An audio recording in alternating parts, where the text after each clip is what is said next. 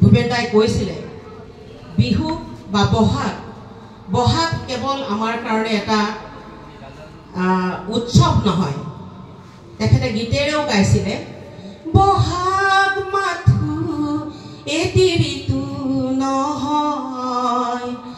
নহয় বহাগ এটি মাহ অসমীয়া জাতিৰ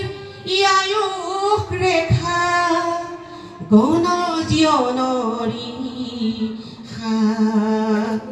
গণজীৱনৰ ইহা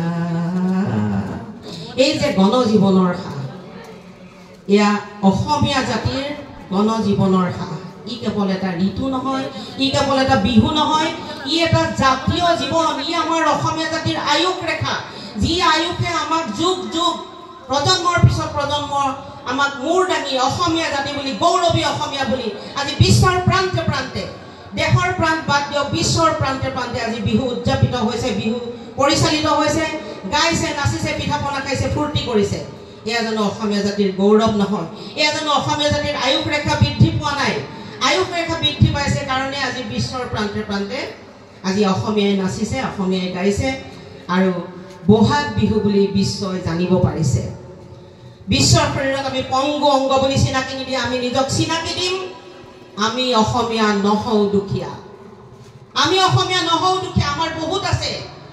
আমাৰ বহুত আছে যিখিনি আমি বিলাব জনা নাই আমি এটা বিলাব শিকিছো অসমীয়া শেহতীয়াভাৱে কিছু বিলাব শিকিছে বহু আঘাত সংঘাতৰ পিছত অসমীয়াই আজি বিলাবলৈ শিকিছে নিজৰ সংস্কৃতি নিজৰ পৰম্পৰা নিজৰ আদৰ্শ নিজৰ আগুৱাই নিয়াৰ কাৰণে লাগতিয়াল সকলোখিনি প্ৰচেষ্টা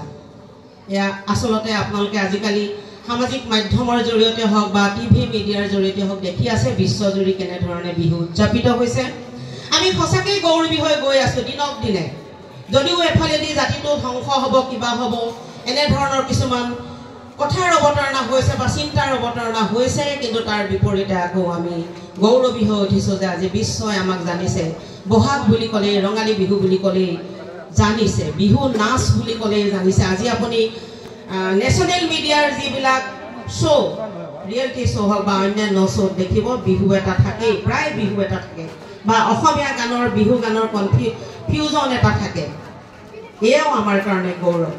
আৰু সেই গৌৰৱ অক্ষুণ্ণ ৰাখিব পৰাকৈ জাতিটো সবল হ'ব পৰাকৈ আমি আগবাঢ়োঁ আহক সকলো মিলি আগবাঢ়োঁ স্বাস্থ্যৱান হওঁ আৰু ৰঙিয়াল হওঁ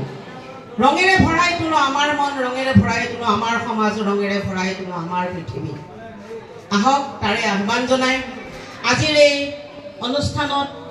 ইমান এটা মহান কৰ্তব্য কাৰণ যি কৰ্তব্য মই অকণমান আগত ক'লোঁ যে স্বাস্থ্যইহে মানুহক সকলোখিনি কৰিবলৈ আগুৱাই নিয়ে স্বাস্থ্য সুন্দৰ নহ'লে একো কাম আমি সফলভাৱে কৰিব নোৱাৰোঁ আৰু সেই কামটোকে মোক কৰিবলৈ দি উদ্বোধন কৰিবলৈ দি এই অনুষ্ঠানটো বা স্বাস্থ্য শিবিৰটো উদ্বোধন কৰাৰ সুবিধাটো দি মোক যি গৌৰৱৰ অধিকাৰী কৰিলে তাৰ কাৰণে বগৰীতল বহাগী উৎসৱ সমিতিৰ সমূহ কৰ্মকৰ্তা আৰু বগৰীতল অঞ্চলৰ সমূহ ৰাইজলৈ ধন্যবাদ জ্ঞাপন কৰিছোঁ আৰু শেষত মই সকলোৰে প্ৰতি বিহুৰ সেৱা আৰু ৰঙালী বিহুৰ উলহ তাৰ লগতে